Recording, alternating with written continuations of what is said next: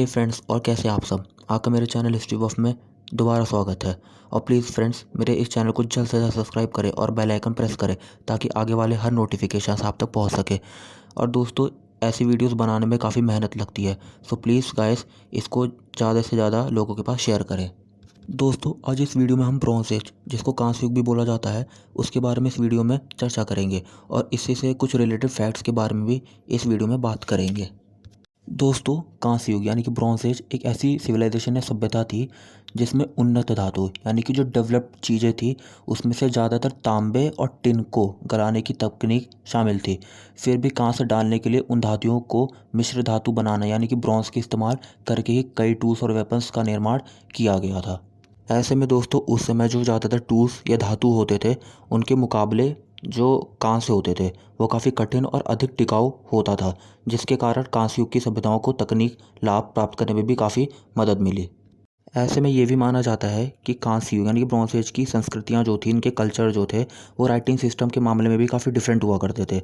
तो इसमें हमें एक साक्ष्य यह मिलता है, जो आर्कियोलॉजिस्ट ने पता किया है, कि मेसोपोटामिया में क्यूनिफॉर्म लिपि और इजिप्ट में चित्रलिपि में संस्कृतियों ने सबसे पहले प्रारंभिक व्यावहारिक लेखन प्रणाली विकसित की थी। दोस्तों, हमें ब्रॉन्ज एज का पहला साक्ष्य जो है वो काकेशस यानी कि कोकेशिया, जो कि यूरोप और एशिया में फैला एक क्षेत्र था, उसमें चौथी सहस्त्रवाद या कहें 4000 ईसा पूर्व में मेकोप संस्कृति के मध्य में कांस्य धातु के काम का सबसे पहला सबूत मिला है। और वहीं से प्रौद्योगिकी तेजी से निकट पूर्व में फैल गई और वही कुछ समय के पश्चात सिंधु घाटी सभ्यता तक भी पहुंच गई थी। वही दोस्तों, ईस्टर्न ब्रॉन्ज एज यानी कि पूर्वी कांस्य युग को 3 मुख्य अवधियों में विभाजित किया गया है, यानी कि इसको 3 टाइप्स में बांटा गया है, जिसमें ईबीए यानी कि अर्ली ब्रॉन्ज एज 3500 से लेकर 2000 ईसा पूर्व तक में था। वही एमबीए मिडल ब्रॉन्ज एज जो कि 2000 से लेकर 1600 ईसा पूर्व में था। और वही एलबीए यानी कि लेट ब्रॉन्ज एज, जिसका समय अवधि 1600 से लेकर 1200 ईसा पूर्व में था। ऐसे में दोस्तों, प्रत्येक मुख्य अवधि को छोटी उपश्रेणियों जैसे EB1, EB2, MB2A आदि में विभाजित किया जाता है। दोस्तों, ऐसे में इस समयावधि में जो इस्तेमाल किए गए धातु थे उनका जो हमें टेक्निक मिलता है वो हमें अनातोलिया, वही आधुनिक तुर्की में जो अभी विकसित हुआ है, वहाँ पे मिलता है। वही अनातोलियन हाईलैंड के पहाड़ों में तांबे और टिन के समृद्ध भंडार भी शामिल थे। वही तांबे का खनन साइप्रस, मिस्र यानी कि इजिप्ट, नेगेव, रेगिस्तान, ईरान और फारस की खाड़ी के आसपास भी अक्सर किया जाता था। वही टिन और तांबे के बढ़ती मांग के परिणाम स्वरूप ही लंबी दूरी के व्यापार जो मार्ग थे यानी कि ट्रेड और कॉमर्स के, वो इसी से संभव हो पाए थे। वही जो महंगे तांबे हुआ करते थे वो एशियंट इजिप्ट यानी कि प्राचीन मिस्र में, मेसोपोटामिया जो स्पेन में मौजूद है, उसके महान राज्यों में समुद्री मार्गों से भी इसका आयात काफ़ी किया जाता था। वही इजियन सिविलाइजेशन यानी कि जो इजियन सभ्यता थी, जो कि अब अहियावा और अलाशिया में स्थित है, उसके साथ व्यापक संपर्क बनाए गए थे दोस्तों आमतौर पे, जिसमें तांबे के व्यापार ने बहुत महत्वपूर्ण भूमिका भी निभाई थी। वही इसी के साथ लेट ब्रॉन्ज एज अनातोलिया में पहले से ही लोहे का यानी कि आयरन का काम शुरू हो गया था। और वही लौह युग में 1200 ईसा पूर्व में संक्रमण धातु के नए विकास के बजाय निकट पूर्व में एक राजनीतिक परिवर्तन भी बहुत हुआ था। वही इसी के साथ जो कांस्य युग की शुरुआत थी भारत में, वो सिंधु घाटी सभ्यता में 3300 ईसा पूर्व में हुई थी। वही इसी के साथ अगर हम दोस्तों ब्रॉन्ज एज यानी कि कांस्य युग की सभ्यता की बात करें तो इसमें सुमेर, जो कि चौथी सहस्त्रवाद यानी कि 4000 ईसा पूर्व तक सुमेरिया ने प्राचीन मेसोपोटामिया में लगभग 1 दर्जन शहर राज्यों की स्थापना भी की थी। वही जिसमें एरुडू और उरुक शामिल थे, जो अब दक्षिणी इराक में स्थित हैं। यहाँ के लोग अपने आप को अक्सर सागीगा यानी कि काले सिर वाला कहते थे। अक्सर यहाँ के लोग कांसे का उपयोग करने वाले पहले लोगों में से एक थे, जिन्होंने अक्सर सिंचाई के लिए नालों और नहरों का उपयोग का भी बेड़ा उठाया। यहाँ के लोगों ने क्यूनिफॉर्म लिपि का आविष्कार किया था, जो अक्सर लेखन के शुरुआती रूपों में से एक था। और वही बड़े कदम पे पिरामिड मंदिरों के निर्माण में भी काफ़ी काम आया था, जिन्हें अक्सर जिगुराट्स भी कहा जाता है। ऐसे में दोस्तों, कांस्य युग यानी कि ब्रॉन्ज एज का जो वो था उद्भव था, वो ग्रीस में भी काफ़ी हद तक हुआ था। ऐसे में कांस्य युग के दौरान ग्रीस में भूमध्य सागरीय, जिसको मेडिटेरियन सी बोलते हैं, उसका एक प्रमुख केंद्र भी है बन चुका था। और जो कांस्य युग की शुरुआत थी वो यूनान में साइकोक्लेडिक सभ्यता के साथ शुरू हुई थी, जिसमें एक स्टार्टिंग का जो ब्रॉन्ज एज था वो लगभग 3200 ईसा पूर्व में एजियन सागर में उत्पन्न हुआ था। और बता दें दोस्तों कि इसी 100 साल के भीतर ही एक क्रेते द्वीप पे मिनोवन सभ्यता का भी उदय हुआ। और वही मिनोवंस को यूरोप की पहले उन्नत सभ्यता भी माना जाता है। वही जो मिनोवंस थे वो व्यापारी थे, जो पास के मिस्र, सीरिया, साइप्रस और ग्रीक मुख्य भूमि में लकड़ी, जैतून का तेल, शराब और डाई का निर्यात अक्सर किया करते थे। वे तांबे, टिन, हाथी दांत और कीमती पत्थरों सहित धातुओं और अन्य कच्चे माल का भी आयात करते थे। वही दोस्तों, कुछ समयावधि के बाद यानी कि 1600 ईसा पूर्व में ग्रीक मुख्य भूमि पर माइसीनियन सभ्यता का भी उदय हुआ मुख्य तौर पर, और उनकी संस्कृति देर से कांस्य युग के दौरान विकसित हुई थी। वही प्रमुख माइसीनियन शक्ति केंद्रों में माइसेने, थेब्स, स्पार्टा और एथेंस शामिल थे। वही कई ग्रीक सभ्यता इन्हीं माइसेन सभ्यता से जुड़ी हुई थी। अगर दोस्तों हम ग्रीक यानी कि यूनान के कुछ लिटरेचर में देखें तो उसमें हम पाएंगे कि माइसेन शहर जो था उसकी स्थापना ग्रीक नायक पर्सियस ने की थी, जिसने मेडुसा का सिर कलम किया था। और वही होमर की इलियड के ट्रोजन युद्ध के दौरान माइसीनियन राजा अगागेमन ने ट्रॉय पर आक्रमण भी किया। वही हालांकि उस नाम के माइसीनियन राजा का कोई ऐतिहासिक रिकॉर्ड नहीं है। वही 1900 ईसा पूर्व में बेबीलोनिया के आसपास कांस्य युग में इसकी उभरता देखी गई थी, जो वर्तमान इराक में स्थित है। वही इसकी राजधानी बाबुल शहर पर पहले अमोरिया के नाम से जाने जाने वाले लोगों का कब्जा हुआ करता था। वही दोस्तों, अब हम ब्रॉन्ज एज के यानी कि कांस्य युग के उपकरण की बात करने जा रहे हैं। तो इसमें प्राचीन सुमेर शायद ही पहली सभ्यता रही होगी जिसने अक्सर कांस्य बनाने के लिए तांबे में टिन मिलाना शुरू किया था। तो दोस्तों, कांस्य तांबे की तुलना में कठिन और अधिक टिकाऊपन भी था, जिससे कांस्य को औजारों और हथियारों के लिए एक बेहतर धातु बना दिया गया था। और वही आर्कियोलॉजिकल एविडेंसेस यानी कि पुरातात्विक साक्ष्य के आधार पर यह पता चलता है कि तांबे से कांस्य का जो संक्रमण काल था वो लगभग 3300 ईसा पूर्व में शुरू हुआ था। यह अक्सर ऐसा दोस्तों भी माना जाता है कि कांस्य यानी कि ब्रॉन्ज के आविष्कार ने पाषाण युग का अंत कर दिया था, या अगर इसे आसान भाषा में कहें तो स्टोन एज के मुकाबले ब्रॉन्ज एज में ब्रॉन्ज का काफ़ी यूज़ होने लगा था, और स्टोन एज के टूल्स के मुकाबले आकार में बड़ा और चौड़ा होता था। और तभी से ब्रॉन्ज एज के टाइम से ही और डिस्कवरीज हुई जो कि आज भी बहुत काम के हैं और इस्तेमाल किए जाते हैं। वही ग्रीस में सभ्यताओं ने जो थे वो कांस्य युग के साथ 3000 ईसा पूर्व पहले ही काम करना शुरू कर दिए थे। वही दोस्तों, अक्सर जो ब्रिटिश द्वीप थे और चीन थे उन्होंने कांस्य युग में बहुत बाद में प्रवेश किया था। वही लगभग 1900 ईसा पूर्व और क्रमशः 1600 ईसा पूर्व में। ये दोस्तों अक्सर ब्रॉन्ज एज उसको चिन्हित किया गया था, और ऐसे में शक्तिशाली शासक के द्वारा ही अक्सर केंद्र सरकार ने, सेंट्रल गवर्नमेंट जो होती थी उसके तहत बड़े पैमाने पर समाज शामिल होते थे। वही कांस्य युग के राज्यों ने अक्सर व्यापार, युद्ध और विचारों के प्रसार को अपना माध्यम बनाया, एक दूसरे से बातचीत करने का। और वही प्रमुख कांस्य युग के राज्यों में मेसोपोटामिया जो कि स्पेन में है, और बेबोलोनिया और प्राचीन ग्रीस में एथेंस शामिल थे। वही दोस्तों, ब्रॉन्ज एज में अगर हम लेखन प्रणाली की बात करें तो इसमें कई अलग अलग संस्कृतियों में लेखन का उदय हुआ, जिसमें उदाहरण के तौर पर अगर लें तो सुमेरियन, मिस्र के चित्रलिपि, क्रेटन चित्रलिपि, चीनी लोगो, सिंधु लिपि और मेसो अमेरिका यानी कि माया सभ्यता जो थी उसकी ओल्मेक लिपि के यूनिफॉर्म लेखन में से एक है, जिसमें चीनी लिपि संभवतः 1600 ईसा पूर्व के आसपास वही मध्य पूर्वी लिपियों से स्वतंत्र रूप से विकसित हुई थी। ये आमतौर पर पूर्व कोलंबियाई मेसो अमेरिकन लेखन प्रणाली ओल्मेक और माया लिपियों सहित को भी आमतौर पर स्वतंत्र माना जाता है।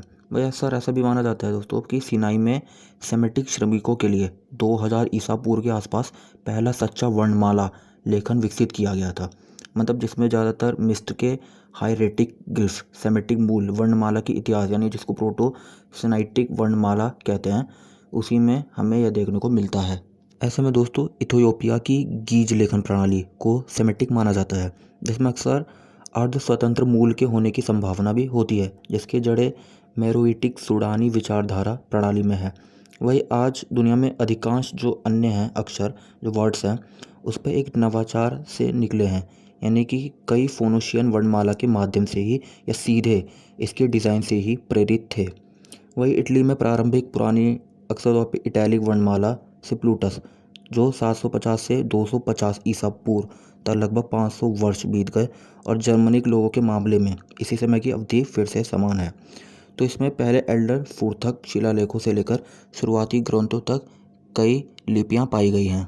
ऐसे में दोस्तों, अगर हम इस एज के लंबी दूरी के व्यापार की बात करें यानी कि इसके ट्रेड और कॉमर्स की बात करें तो इनमें से कुछ क्षेत्र व्यापार मार्ग में आगे बढ़ने लगे थे, जैसे कि उन्होंने किया व्यापारियों के मिलने और सामानों के आदान प्रदानों के स्थान के रूप में, और वही व्यापार मार्गों के साथ नई बस्तियां भी उभर गई थी। और दोस्तों, इन्हीं से वे बस्तियों के साथ व्यापारी दूर दूर से उत्पादों का सौदा भी कर सकते थे और स्वयं आगे की यात्रा भी कर सकते थे अक्सर तौर पे। वही कांस्य युग के अंत तक व्यापारी बड़े पैमाने पर क्षेत्र व्यापार कर रहे थे। संपूर्ण भूमध्य सागर यानी कि मेडिटेरियन सी के थ्रू ज़्यादातर जो व्यापार होता था वो इसी से ही होता था, जैसे कि मध्य पूर्व, मध्य यूरोप और मध्य एशिया और जैसे कि पूर्व एशिया में। और दोस्तों ये बड़े पैमाने के क्षेत्र जो थे अक्सर तौर पर पहले से कई अधिक बड़े पैमाने पर उत्पादों और विचारों को साझा करने वाले लोगों द्वारा बनाए गए थे। और वही इस पैमाने का व्यापार आमतौर पर दुर्लभ, अक्सर लग्जरी वस्तुओं की मांग से प्रेरित था जो स्थानीय स्तर पर उपलब्ध नहीं हुआ करते थे। ऐसे में मेसोपोटामिया के एक शहर को भूमध्य सागर के पार से महत्वपूर्ण अनाज की आवश्यकता भी नहीं थी, तो उनके पास बहुत कुछ होता था। ऐसे में इसके बजाय उन्हें उन चीज़ों की ज़रूरत थी जिन पर वे आसानी से हाथ नहीं उठा सकते थे। ऐसे में मसाले और खनिज इन व्यापार मार्गों के प्रमुख हिस्से हुआ करते थे। लेकिन कांस्य युग यानी ब्रॉन्ज एज होने के कारण आप अनुमान लगा सकते हैं कि कौन सी सामग्री सबसे ज़्यादा मांग में थी कांस्य बनाने के लिए। वही तांबे को टिन के साथ मिलाकर कांस्य बनाया जाता था। जैसे जैसे कांस्य की मांग बढ़ती गई वैसे वैसे तांबे की मांग भी बढ़ती गई, और तांबे का व्यापार उस युग का एक प्रमुख उद्योग भी था जो क्षेत्रीय व्यापार मार्गों पर हावी हुआ करता था। हालांकि यह टिन था जिसने वास्तव में अधिपार की आवश्यकता को परिभाषित किया। वही टिन बहुत दुर्लभ है और कांस्य युग के लोगों के लिए उपलब्ध अधिकांश टिन खदानें अपेक्षाकृत छोटी हुई, तो इसे कांस्य बनाने के लिए समाजों को अक्सर दूर से टिन आयात करना पड़ता था और दुर्लभ सामग्री तक पहुंचने के साथ साथ नए व्यापार भागीदारों की तलाश में लगातार रहना पड़ता था। अब दोस्तों हम कुछ इसकी फेमस साइट्स की बात करने जा रहे हैं। तो दोस्तों इससे रिलेटेड कई साइट्स हैं जो कि हैं, पहला है हिल आर्कियोलॉजिकल पार्क। दोस्तों हिल आर्कियोलॉजिकल पार्क एक कांस्य युग की साइट है जो संयुक्त अरब अमीरात यानी कि यूएई में अल एन के उत्तर में स्थित है। यह तीसरी सहस्त्रपाद यानी 3000 ईसा पूर्व में उपयोग में था और खंडहरों में बस्तियों, कब्रें और बाद में लौह युग के फ्लास सिंचाई चैनल में शामिल था, जिसने लौह युग में आसपास के झरनों से पानी का उपयोग भी किया था। आज हिली आर्कियोलॉजिकल पार्क को एक ऐतिहासिक स्थल और सार्वजनिक उद्यान दोनों के रूप में दर्शाया गया था, और यह पर्यटकों और स्थानीय लोगों दोनों के लिए आराम करने और तलाशने के लिए अक्सर लोकप्रिय स्थान भी है। अल नार संस्कृति के प्रवेश द्वारों पर सावधानीपूर्वक कटे हुए पत्थर के ब्लॉक और जानवर मानव छवियों के लिए हिली ग्रैंड मकबरा एक हाईलाइटेड है। वही दोस्तों अब जो हमारा दूसरा साइट है वो सुनुराक्सी डी बारामुनी है। वही सुनुराक्सी डी बारामुनी सार्डिनिया की कई नुरागे संरचनाओं में से एक है और उसकी प्रमुख उदाहरण यह थी कि नुरगे के बारे में बहुत कम जानकारी है, सिवाय इसके कि उन्हें कांस्य युग से प्रारंभिक लौह युग यानी कि लगभग 1500 से 800 ईसा पूर्व तक द्वीप के निवासियों द्वारा रक्षा के रूप में विशेष रूप से कॉर्थेगेनिया के खिलाफ बनाया गया था। वही पत्थर की संरचनाओं की एक श्रृंखला से बना सुनुराक्सी डी बारामुनी अपने आप में एक समझौता बन गया है और तीसरी शताब्दी ईस्वी तक देर तक बसा रहा।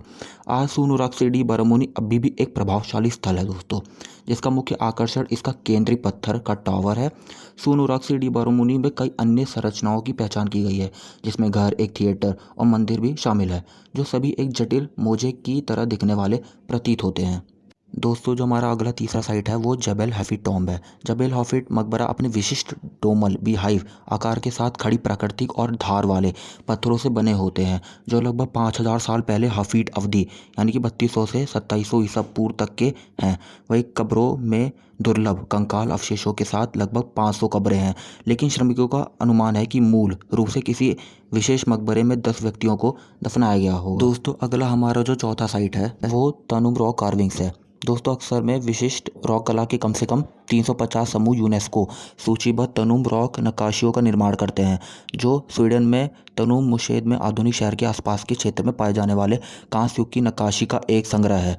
लगभग 1700 से ईसा पूर्व 500 ईसा पूर्व में डेटिंग वे उन लोगों को दुनिया के दृश्यों को चित्रित करते हैं जो अक्सर इस अवधि के दौरान इस क्षेत्र में रहते थे, जिसमें जहाज़ों, शिकार और घरेलू जीवन के दृश्य भी शामिल हैं। वही दोस्तों अगर हम इस एज के पतन के बारे में बात करें तो लगभग 1200 ईसा पूर्व में कांस्य युग का अचानक अंत हो गया। वही मध्य पूर्व, उत्तरी अफ्रीका और भूमध्य सागरीय यूरोप में, जहाँ पर इतिहासकार निश्चित रूप से नहीं जानते हैं कि कांस्य युग के पतन का कारण अक्सर क्या था, लेकिन कई लोगों का मानना है कि संक्रमण अचानक, हिंसक और सांस्कृतिक रूप से विध्वंसकारी था। वही दोस्तों मौसिनियन ग्रीस, तुर्की में हित्ती साम्राज्य और प्राचीन मिस्र सहित प्रमुख कांस्य युग की सभ्यताएं थोड़े समय के भीतर गिर गई। वही प्राचीन शहरों को छोड़ दिया गया, व्यापार मार्गों को खो गए और पूरे क्षेत्र में साक्षरता में गिरावट आई। वही विद्वानों का मानना है कि प्राकृतिक आपदाओं के संयोजन ने कांस्य युग के कई साम्राज्यों को ध्वस्त कर दिया होगा। वही पुरातात्विक साक्ष्य पूर्व भूमध्य सागर क्षेत्र में 150 साल की अवधि में 1250 से 1100 ईसा पूर्व तक गंभीर सूखे के उत्तराधिकारी का सुझाव भी देते हैं। वही संभवतः पतन में प्रमुखता से होगा भूकंप, अकाल, सामाजिक राजनीतिक अशांति और खानाबदोश जनजातियों के आक्रमण ने एक भूमिका निभाई होगी। तो दोस्तों आज इस वीडियो में हमने ब्रॉन्ज एज यानी कि कांस्य युग के बारे में बात की है। तो दोस्तों कांस्य युग में कई अहम बदलाव देखने को मिलता है, खासकर इसमें धातुओं को गलाने की और उससे टूल्स और वेपन्स डेवलप करने की। ऐसे में दोस्तों इस समय ट्रेड के चलते चीज़ों के आदान प्रदान से एक दूसरे का कल्चर भी दूर दूर तक फैला और ऐसे में लोग अब और बेहतर तरीके निकालने लग गए संपर्क करने के लिए। तो दोस्तों अगले वीडियो में हम लौह युग, जिसको आयरन एज भी कहा जाता है, उसके बारे में बात करेंगे। तो दोस्तों अगर आपको ये वीडियो अच्छी लगे तो लाइक, सब्सक्राइब और कमेंट करना ना भूलें। जय हिंद, धन्यवाद। मैं आपका दोस्त अंशुमन।